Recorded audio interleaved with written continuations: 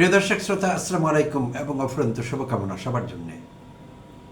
BNP সরকারি দল আজ সোমবার 20 এপ্রিল অপরাহ্নে নয়াপল্টনের কেন্দ্রীয় কার্যালয় থেকে সংরক্ষিত নারী আসনের বিএনপি দলীয় এমপি প্রার্থীদের নাম ঘোষণা করলেন। আর ঘোষণাটি করলেন বিএনপির যুগ্ম মহাসচিব, জ্যেষ্ঠ মহাসচিব জনাব রুহুল কবির রিজভী, যিনি একই সঙ্গে প্রধানমন্ত্রী জনাব তারেক রহমানের উপদেষ্টাও বটে। তো 36 জন এমপির তালিকা প্রকাশ করা হলো, যারা সংরক্ষিত নারী আসনে বিএনপি দল থেকে বা সরকারি দলটি থেকে এমপি পদে মনোনয়ন পেলেন। আর এই তালিকা চূড়ান্ত করা হয়েছে গত শুক্রবার এবং শনিবার। দুদিন লাগাতার সাক্ষাৎকার নেওয়া হয়েছে গুলশানের রাজনৈতিক কার্যালয়ে চেয়ারপারসনের। আর সেখানে জাতীয় কমিটির গুরুত্বপূর্ণ সদস্যরা এই সাক্ষাৎকার পরিচালনা করেছেন, যার নেতৃত্বে ছিলেন প্রধানমন্ত্রী জনাব তারেক রহমান। তো সেখানেই আসলে তালিকাটি চূড়ান্ত হয়েছে। আর এই তালিকা নিয়ে কয়েকদিন থেকে কানাঘোষা চলছিল সব মহলে, যে নারী আসনে বিএনপি এবার কাকে কাকে মনোনয়ন দেয়।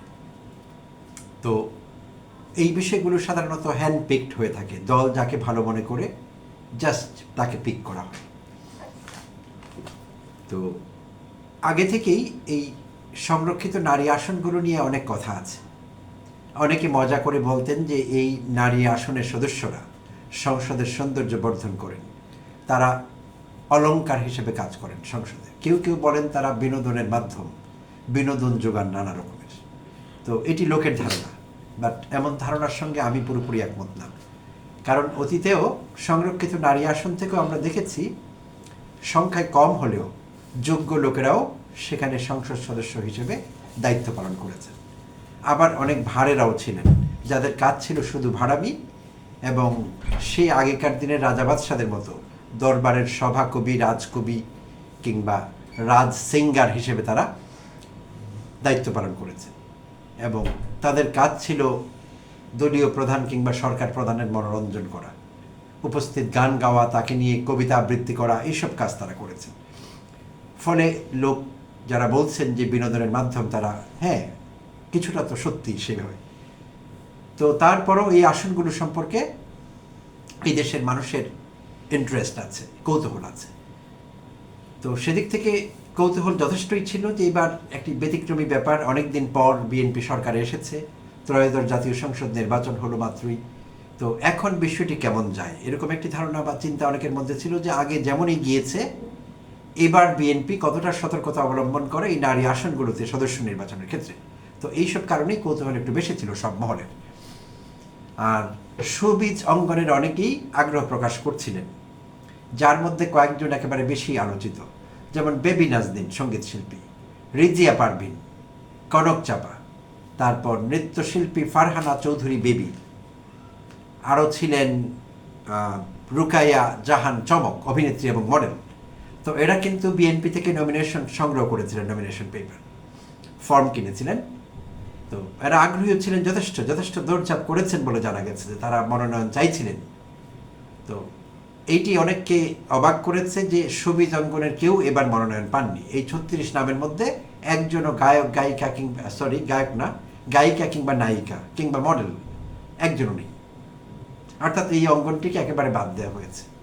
রাজনীতির সঙ্গে যুক্ত ব্যক্তিদের শুধু, নারীদের শুধু প্রাধান্য দেওয়া হয়েছে। এবং দল থেকে বলা হয়েছে যে দলের অভ্যন্তরের মূল্যায়ন এবং রাজনীতির মাঠে তারা কে কতটা সক্রিয় ছিলেন সেই বিষয়গুলো আমলে নেওয়া হয়েছে। আর কিছু কিছু লক্ষণ, কিছু কিছু নাম দেখলে বোঝাও যাচ্ছে আসলে যে হয়তো বিএনপি এভাবেই গিয়েছে। তো এখন কথা হলো, এই আসনগুলো থেকে দায়িত্ব পালন করবার সুযোগ কতটা। তো আসলে সত্যি কথা বলতে গেলে নির্বাচিত সংসদ সদস্যরা যারা বিভিন্ন দল থেকে নির্বাচিত হয়েছেন, বিশেষভাবে সরকারি দলে, তাদেরই বা সকলের স্বাধীনভাবে দায়িত্ব পালন করবার সুযোগ সংসদে কতটুকু, সেই প্রশ্ন কিন্তু করাই যায়। কারণ দলের বিরুদ্ধে কখনো অবস্থান নেওয়া যায় না, সেই সুযোগটি এখনো আসেনি, কারণ জুলাই সনদ বাস্তবায়িত হয়নি। তাই আগের মতোই আছে, দলের বিরুদ্ধে অবস্থান নিলে, দলের সমালোচনা করলে ফ্লোর ক্রসিংয়ের অপরাধে সদস্যপদ হারাতে পারেন অনেকেই। তো সেই সব কারণেই বলছিলাম যে স্বাধীনভাবে নিজের ইচ্ছে মতামত দেওয়ার সুযোগ কতটুকু আছে, নির্বাচিতদের ক্ষেত্রে কতটুকু আছে। আর অতীতে দেখেছি সংসদ সদস্যরা কতটুকু আন্তরিকতা নিয়ে দায়িত্ব পালন করেছেন। বেশিরভাগেরই টার্গেট ছিল সরকারি প্লট, শুল্কমুক্ত গাড়ি, এসবই তো ছিল বিষয়টি। আর এলাকাবাসীর সমীহ আদায় করা, আর টেন্ডারবাজি করা, লাইসেন্স আদায় করা, বিভিন্ন খাত থেকে টাকা পয়সা পাচার করা, মারা, ব্যাংক অ্যাকাউন্ট ভারী করা, অনেকের এরকমই ছিল বিষয়টি। ব্যতিক্রম তো আছেই, সকলেই একই উদ্দেশ্যে রাজনীতি করেন না। সো সৎ অল্প কিছু মানুষ তো ছিলেন, তখনও এখনও আছেন। তো প্রিয় দর্শক শ্রোতা, আমরা ছাত্র জীবনে যখন স্কুল পর্যায়ে রচনা লিখতাম, বাংলা কিংবা ইংরেজি, তো সেখানে আমরা এইম ইন লাইফ রচনা আমাদের প্রায়শই লিখতে হতো। তো নিশ্চয়ই আমাদের মনে আছে সেই দিনগুলোর কথা। আমরা অনেকেই লিখতাম আমি ডাক্তার হতে চাই, কেউ কেউ ইঞ্জিনিয়ার হতে চাইতেন, বুয়েটে পড়বেন, কিন্তু ডাক্তার হতে চাই এই কথাই বেশি আমরা দেখেছি। এইম ইন লাইফ রচনা কিংবা আমার জীবনের লক্ষ্যে ডাক্তার হতে চাই আমরা সবাই। এমনও মজার ব্যাপার বাংলাদেশে ঘটেছে যে যারা কলা বিভাগে পড়াশোনা করতেন, বাণিজ্য বিভাগে পড়াশোনা করতেন, যাদের ডাক্তার হবার কোনো সুযোগ নেই, তারাও কিন্তু লিখেছেন এইম ইন লাইফে আমি ডাক্তার হতে চাই। তো ব্যাপারটি এরকম দাঁড়িয়েছিল একটা সময়। তো এখন অবশ্যই এইম ইন লাইফ লিখতে গেলে ভিন্ন হতে পারে। অনেকে হয়তো বলবেন আমি বিসিএস কেডার হতে চাই, কারণ বিসিএস কেডার হলে আজকাল লাভ বেশি। এই প্রফেশনটিতে বিশেষভাবে প্রশাসন কেডার কিংবা পুলিশ কেডারে যেতে পারলে অনেক বেশি লাভজনক হয় নানা কারণে, সেই দীর্ঘ আলোচনায় যাব না। তাই এখন হয়তো অনেক ছেলে মেয়ে বিসিএস কেডার হতে চাই লিখতে পারে, স্টাইলটি হয়তো বদলে যাবে, বদলে গিয়ে থাকতে পারে। আচ্ছা, তো যাই হোক, এই কথা এই জন্য বলছি, কেউ কিন্তু কখনো ভুলক্রমেও, আমরাও লিখিনি, আপনারাও কেউ লিখেননি, এখনও কেউ লিখবে না যে আমি রাজনীতিবিদ হতে চাই। এটি কিন্তু ঘটেনি কখনো, আমি মনে করি কখনোই ঘটেনি এটি। কেউ রাজনীতিবিদ হতে চান না, বাংলাদেশের ছাত্রছাত্রীরা, শিক্ষার্থীরা কেউ চান না, কেউ চাননি। কেন চাননি? কারণ রাজনীতিবিদেরা এই রাজনীতিবিদ পজিশনটিকে এতটা মহিমান্বিত করতে পারেননি যে কেউ লিখবে যে আমি বড় হয়ে রাজনীতিবিদ হতে চাই। বরং উল্টোটি হয়েছে, তাদের ভালো পারফরমেন্সের কারণে দেশের মানুষের মধ্যে, শিক্ষার্থীদের মধ্যে, কোমলমতি ছাত্রছাত্রীর মধ্যে তাদের সম্পর্কে একটি নেতিবাচক ধারণা তৈরি হয়েছে। অনেকের ধারণা রাজনীতিবিদ মানে কিছু গুন্ডা পালতে হবে, শো ডাউন করতে হবে, কয়েক ডজন মোটরসাইকেল লাগবে, তার কতগুলো চেলাপেলা লাগবে, তারপর এই গুন্ডামি সন্ত্রাসী চাঁদাবাজি করে মানুষের সমীহ আদায় করতে হবে, একটি পর্যায়ে নির্বাচন করে এমপি হতে হবে, এমপি হয়ে মন্ত্রী হতে হবে, এবং মন্ত্রী হয়ে বড় ডাকাতটি হয়ে যেতে হবে। এমন একটি নেতিবাচক চিত্র কিন্তু আমরা অনেকে মনে মনে এঁকেছি তাদের সম্পর্কে, আর তারাই সাহায্য করেছেন সেটি করতে। তো এই জন্য কেউ এইম ইন লাইফে লেখেন না আমি বড় হয়ে রাজনীতিবিদ হব। তো যাই হোক, তো এমনিতেই রাজনীতিবিদদের সম্পর্কে খুব ভালো ধারণা আছে দেশের মানুষের, তেমন না বিষয়টি। আর মন্ত্রী এমপি হলে তো কথাই নেই, ধারণা আরও নেতিবাচক হয়, নানা কারণে হয়েছে, সঙ্গত কারণ আছে সেগুলোর পেছনে। আমরা দেখেছি হাসিনার 15 বছরে কত বড় বড় দুর্বৃত্ত তারা, যত বড় রাজনীতিবিদ তত বড় দুর্বৃত্ত, যত বড় এমপি, হাই প্রোফাইল এমপি, তত বড় দুর্বৃত্ত আমরা দেখেছি। তো দোষ দেওয়া যাবে না এই দেশের মানুষকে। আর এখন যেই অনেকদিন পর একটি নির্বাচিত সরকার ক্ষমতায় আছে, এটি এখনকার সংসদের সদস্যদের উপর নির্ভর করবে তারা আগামী দিনে উত্তর প্রজন্মের জন্য, ভবিষ্যৎ প্রজন্মের জন্য কেমন রাজনীতি রেখে দিতে চান, কেমন উদাহরণ রেখে যেতে চান, কিছু পরিবর্তন রেখে যেতে চান কিনা, নাকি তারাও সে আগের দেখানো রাস্তায়, হাসিনার দেখানো রাস্তায় হাঁটতে চান। তো এই বিষয়গুলো থাকছে। আর এখন বিশেষভাবে একটি বিষয় নিয়ে কথা বলবো। আজই সংবাদপত্রে চোখ পড়ল, নেত্রকোনা এলাকার একজন বিএনপির মহিলা নেত্রী Arifa jasmine Nahin, advocate Arifa jasmine Nahin, তিনি আবার ডক্টরও লিখছেন নামের আগে দেখলাম, ডক্টর, সম্ভবত পিএইচডি করেছেন। এমনিতে তিনি একজন লয়ার, ঢাকা বিশ্ববিদ্যালয়ে আইন পড়েছেন খুব সম্ভবত। সো অ্যাডভোকেট আরিফা জেসমিন নাহিনের কথা বলছি, নেত্রকোনা এলাকার মানুষ তিনি। আর এই নারী নেত্রী বিএনপির জাতীয় নির্বাহী কমিটির একজন সদস্য, এবং একই সঙ্গে তিনি ময়মনসিংহ বিভাগের মহিলা দলের সাংগঠনিক সম্পাদক। তো নানা রকম সামাজিক সাংস্কৃতিক কর্মকাণ্ডের সঙ্গে যুক্ত, অনেকদিন থেকে রাজনীতি করছেন, বিএনপির রাজনীতির সঙ্গে আষ্টে পৃষ্ঠে জড়িত। তো এই নেত্রী আশা করছিলেন এইবার এই 36টি ঘোষিত নামের মধ্যে তার নাম আসবে। তার নাম আনফর্চুনেটলি আসেনি। আর না আসবার কারণে তিনি অনেক খ্যাদোক্তি করেছেন, দলটি সম্পর্কে, তার নিজের সম্পর্কে হতাশা ব্যক্ত করেছেন, এবং তার সারা জীবন যে জ্বলে গেছে তার সমস্ত রাজনীতির সব চেষ্টা, সে কথা তিনি অকপটে স্বীকার করেছেন তার ফেসবুকে।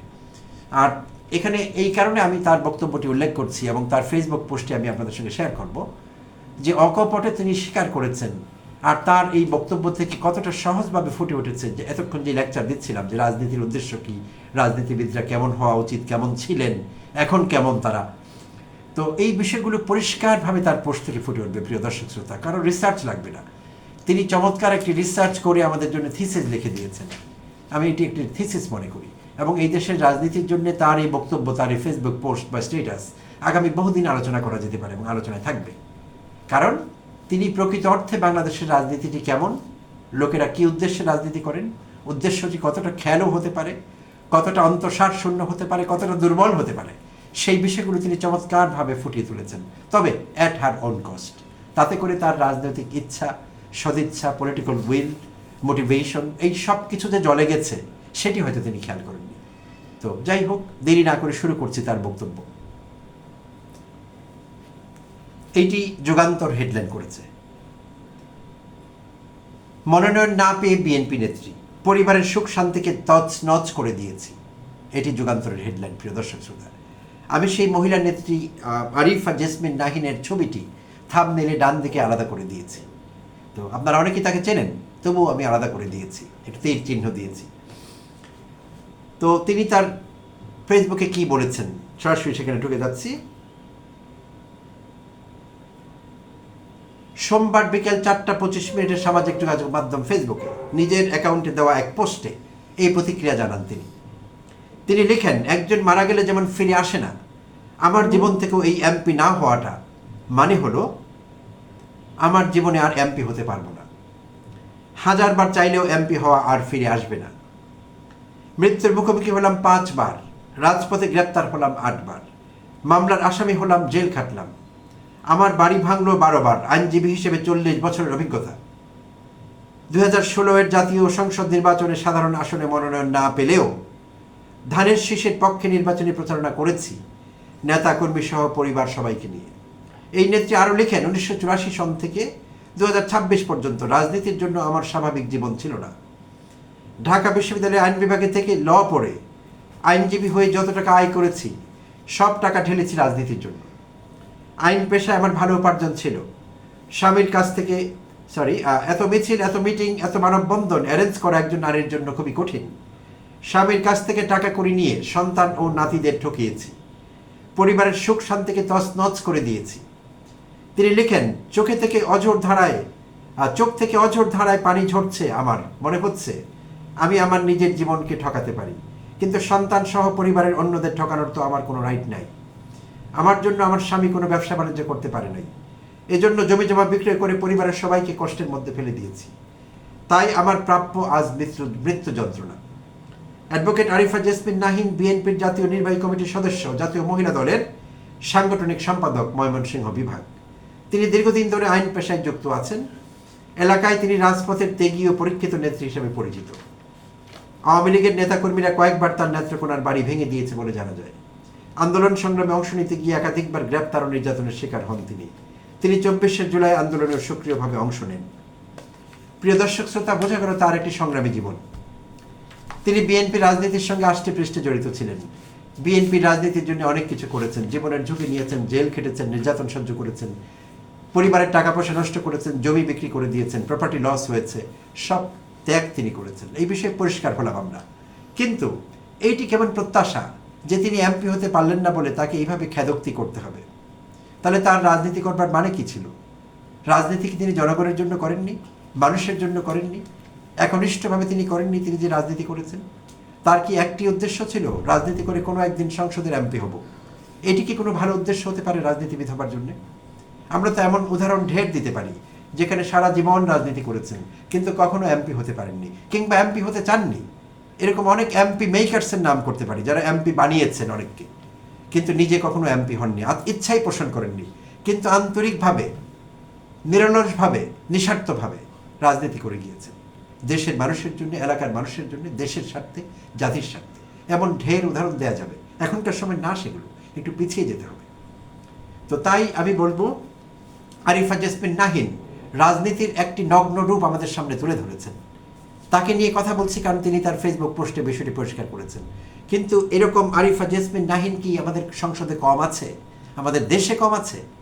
যারা রাজনীতি করেন শুধু নিজের স্বার্থে, যারা রাজনীতি করেন শুধু টাকা বানাবার জন্য, কিছু সুযোগ সুবিধা কামাবার জন্য, কিংবা টাকা আগে কোনোভাবে কামিয়ে থাকলে সেটিকে বৈধ করবার জন্যে, কিছু মর্যাদা পাবার জন্য, মানুষের সমীহ আদায় করবার জন্য। রাজনীতির উদ্দেশ্য তো এখন এখানেই গিয়ে দাঁড়িয়েছে, এই তো দেখছি। তো ধন্যবাদ দিতেই হয় আরিফা জেসমিন নাহিনকে, তিনি পরিষ্কার করলেন বিষয়টি। অন্তত তার রাজনীতি করবার কি কারণ ছিল, কেন তিনি রাজনীতি করেছিলেন, কি মোটিভেশন ছিল, সেই বিষয়টি আমাদের কাছে পরিষ্কার হলো তার এই পোস্টের মাধ্যমে।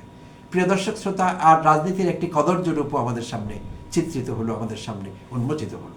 তো দেখা যাবে আগামী দিনের রাজনীতি কোথায় যায়। মানুষ কি এতটা খেলো, এতটা অপ্রয়োজনীয়, এতটা তুচ্ছ, এতটা সস্তা কারণে রাজনীতি করবেন, নাকি প্রকৃত অর্থই সেখানে কোনো সদিচ্ছা, মানুষের জন্য কাজ করবার ইচ্ছে, দেশের জন্য কিছু করবার ইচ্ছে, চাওয়া পাওয়া আকাঙ্ক্ষা থাকবে, সেটি আগামী দিন হয়তো আমাদের বলে দেবে। এখনই সেই প্রশ্নের উত্তর পাওয়া যাবে না। ধন্যবাদ সঙ্গে থাকবার জন্য এবং আমাকে এতক্ষণ সহ্য করবার জন্য।